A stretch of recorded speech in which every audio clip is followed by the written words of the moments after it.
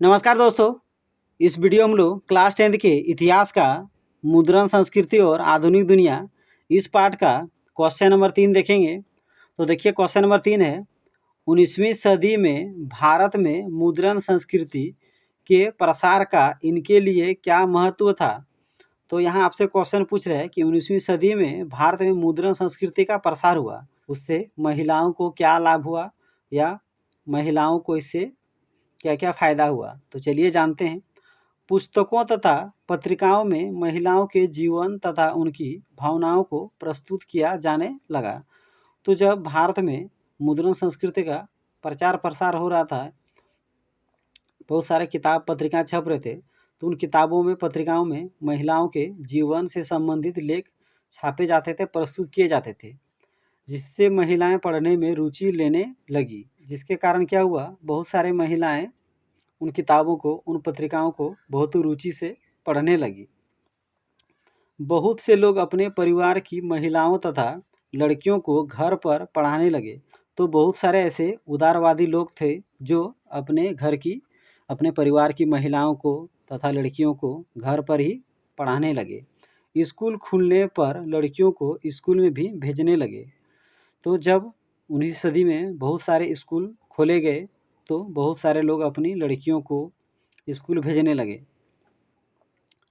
कुछ महिलाएं लेखन कार्य भी करने लगी। बहुत सारी महिलाएं ऐसी थी जो धीरे धीरे लेखन कार्य भी करने लगी। उनके लेख पत्र पत्रिकाओं में छपने लगी। नारी शिक्षा को बल मिला। तो मुद्रण संस्कृति के प्रसार के कारण क्या हुआ, नारी शक्ति को बल मिला और नारी समाज में जागरूकता आई। और नारी समाज में क्या आ गया, जागरूकता आने लगा। यानी सब महिलाएं कुरीतियों के बारे में, बुराइयों के बारे में जानने लगी। राजसुंदरी देवी, ताराबाई शिंदे, पंडिता रामाबाई ने नाम रोशन किए। तो उसी वक्त राजसुंदरी देवी, ताराबाई शिंदे, पंडिता रामाबाई, इन लोगों ने बहुत सारे लेख लिखे, बहुत सारे रचनाएं किए। इन लोगों का नाम बहुत ही गर्व से लिया जाता है। इन लोगों ने महिलाओं को, लड़कियों को जागरूक करने में बहुत बड़ा योगदान दिए।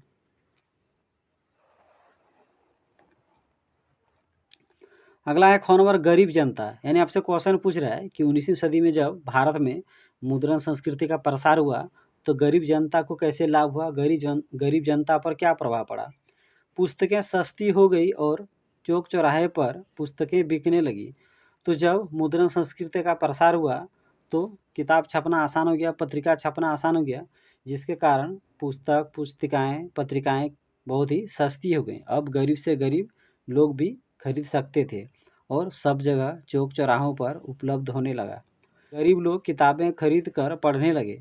तो जब पुस्तक बहुत सस्ती हो गई, तो गरीब लोग भी किताबें खरीदने लगे और बड़े रुचि से, शौक से पढ़ने लगे। पुस्तकालय खुलने पर और आसानी से पुस्तकें मिलने लगी। तो जगह जगह पर सार्वजनिक पुस्तकालय खुलने लगी, जिससे क्या होने लगा, लोगों के लिए और आसानी से किताब उपलब्ध होने लगे। और अब धीरे धीरे जितने भी पढ़े लिखे लोग थे, अब किताब पढ़ने में रुचि लेने लगे। कई लेखकों ने मजदूरों के बीच साक्षरता लाने, नशाखोरी कम करने, अन्याय के विरुद्ध आवाज़ उठाने का प्रयास किए। तो बहुत सारे लेखक, रचनाकार ऐसे थे जिन्होंने मजदूरों के बीच साक्षरता लाने का भरसक प्रयास किए, नशाखोरी खत्म हो उसके लिए प्रयास किए, अन्याय के विरुद्ध आवाज़ उठाने का भरसक प्रयास किए। पत्र पत्रिकाओं द्वारा गरीब लोगों तक राष्ट्रवाद पहुंचाया गया।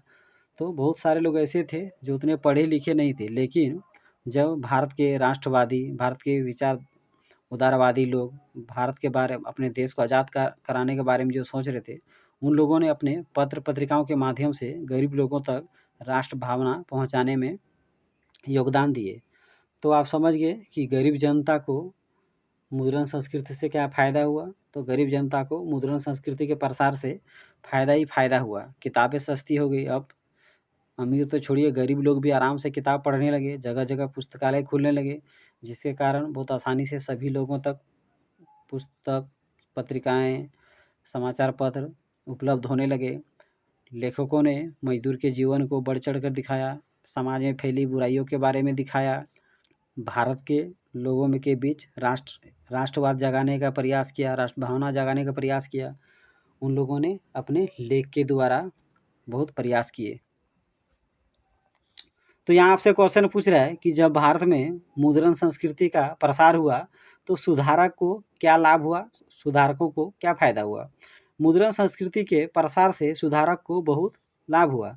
तो जब मुद्रण संस्कृति भारत में फैलने लगे तो सुधारक को बहुत लाभ हुआ। सुधारक मुद्रण संस्कृति को अपने मुख्य साधन के रूप में, हथियार के रूप में, औजार के रूप में प्रयोग करने लगे। वे अपने लेखन कला से समाज में फैली बुराइयों और कुरीतियों को खत्म करने का प्रयास करने लगे। तो सुधारकों ने क्या किया, अपने लेखन के माध्यम से समाज में जो बुराइयां फैली थी, कुरीतियां फैली थी, उन्हें खत्म करने का प्रयास किया। इनके खिलाफ लोगों को जागरूक करने का प्रयास किया।